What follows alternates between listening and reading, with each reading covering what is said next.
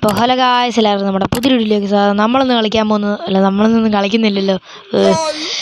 മൈൻക്രാഫ്റ്റിൽ F5 button എങ്ങനെയാണ് സെറ്റാക്കാൻ പറ്റുക, അതാണ് നമ്മൾ നോക്കാൻ പോകുന്നത്.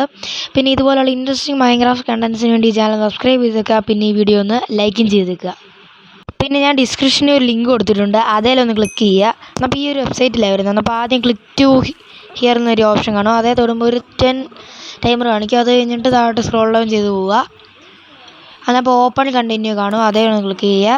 എന്നിട്ട് പിന്നെ ക്ലിക്ക് ഹിയർ ടു സ്റ്റാർട്ട് എന്ന് കാണും, അതൊന്നും കൂടെ ക്ലിക്ക് ചെയ്യുക. എന്നിട്ട് പിന്നെ സ്ക്രോൾ ഡൗൺ താഴോട്ട് പോവുക. എന്നപ്പം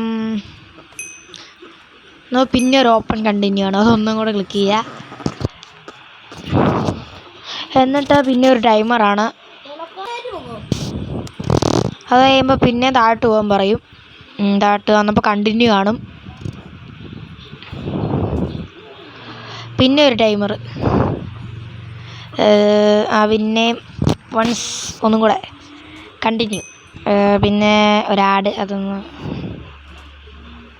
അത് കഴിയുമ്പോൾ ഇങ്ങനെ കാണിക്കും. ഇത് നിങ്ങൾ കാര്യമാക്കണ്ട, ഇതൊരു അഡ്വർടൈസ്മെൻറ്റ് കാണിക്കുന്നത്. പിന്നെ ഇതാണ് നമ്മുടെ വെബ്സൈറ്റ്. എന്നിട്ട് താഴെ സ്ക്രോൾ ഡൗൺ ചെയ്ത് പോകുമ്പോൾ അത് കണ്ടില്ലേ, ഞാൻ ആരോമറൊക്കെ കാണിച്ചിരിക്കുന്നത്, അത് കാണും.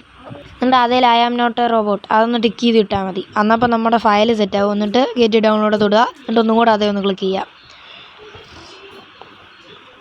അന്നപ്പം അത് ഡൗൺലോഡ് ആവും. പിന്നെ നമുക്ക് വേണ്ട സാരച്ചർ, ഇതിൻ്റെ ലിങ്ക് ഞാൻ ഡിസ്ക്രിപ്ഷനിൽ കൊടുത്തേക്ക്, ഇതൊന്ന് ഡൗൺലോഡ് ചെയ്തേക്കുക. പിന്നെ അതേ ടാപ്പ് ചെയ്തിട്ട് ഡൗൺലോഡേ പോകണം. എന്നിട്ട് അതിൻ്റെ നമ്മൾ മുമ്പ് ഡൗൺലോഡ് ചെയ്ത ഫയൽ കണ്ടുപിടിക്കണം. താഴെ താഴെ. എന്നിട്ട് അതേ ജസ്റ്റ് ഒന്ന് ടാപ്പ് ആൻഡ് ഹോൾഡ് ചെയ്യുമ്പോൾ റീനെയിം എന്ന് കാണും, അതേ ക്ലിക്ക് ചെയ്തിട്ട് അവസാനം വരുന്ന .zip അതൊന്ന് കളയുക. ഓക്കെ അടിക്കുക.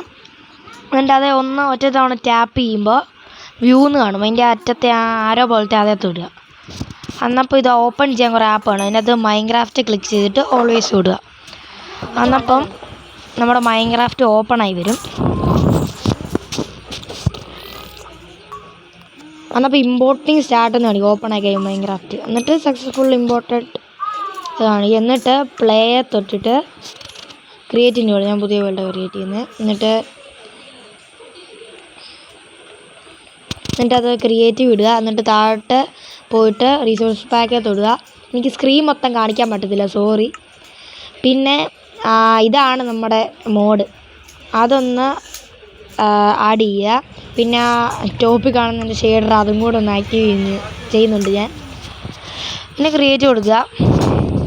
എന്നപ്പോൾ ക്രിയേറ്റ്, എന്നിട്ട് നിങ്ങൾ ഈ മണ്ടയിൽ ഇത് കാണുന്നില്ല. എന്നിട്ട് നിങ്ങൾ ആ ടോപ്പിൽ കാണുന്ന ആ മെനുവിനെ തൊടുക. എന്നിട്ട് എനേബിൾ സെറ്റിംഗ് ഓവർലേ അതേ ടാപ്പ് ചെയ്യുക. നമ്മൾ സംഭവം സെറ്റായിട്ടുണ്ട്.